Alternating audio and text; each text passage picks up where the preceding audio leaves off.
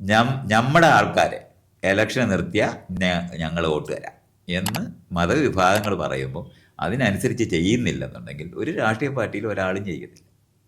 ഇതാണ് യാഥാർത്ഥ്യം.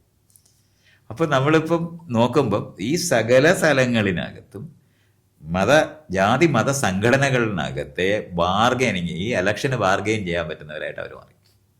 ധനമുണ്ട്. ഇപ്പം ഇയാൾ നേരത്തെ പറഞ്ഞ NSS ധനമുണ്ട്, വെള്ളാപ്പള്ളി നടേശൻ്റെ ധനമുണ്ട്. ഇതേപോലെ ഈ ഇന്ത്യ മുഴുവൻ എടുത്ത് നോക്കിയാൽ മതി, ജാതി മത സംഘടനകളിൽ ഇഷ്ടം പോലെ ധനമുണ്ട്. അത് മുഴുവൻ ഈ അമ്പലത്തിൽ നിന്ന് പിരിക്കുന്നതാണ്. ഇത്രയും നമ്മൾ മനസ്സിലാക്കേണ്ടത്. ഒരു പാടുമില്ലാതെ ഈ ഇതിനകത്തുണ്ട്. ഇത് കാരണം സ്കൂളിനകത്ത് ഈ അമ്പലത്തിൽ കൊണ്ട് ഈ കാശ് കളയണ്ട എന്ന് പറഞ്ഞിട്ടില്ല.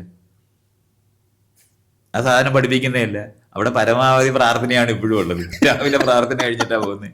അല്ലാതെ ജീവൻ ഉടലെടുത്തത് ഭൂമിയിലാണെന്നോ അല്ലെന്നുണ്ടെങ്കിൽ നമ്മളെല്ലാം പരിണമിച്ചുണ്ടായതാണെന്ന് പഠിപ്പിക്കുന്നത്. അത് സയൻസിന് പഠിപ്പിക്കും. സയൻസ് പഠിപ്പിക്കുന്നത് എന്തിനാണ്?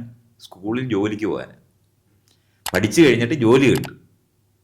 ജീവിക്കേണ്ടതാ അത് വീട്ടിൽ അമ്മയും അച്ഛനും പഠിപ്പിക്കുക. അതാണ് ജീവിക്കുന്നത്. ഇങ്ങനെയാണ് നമ്മൾ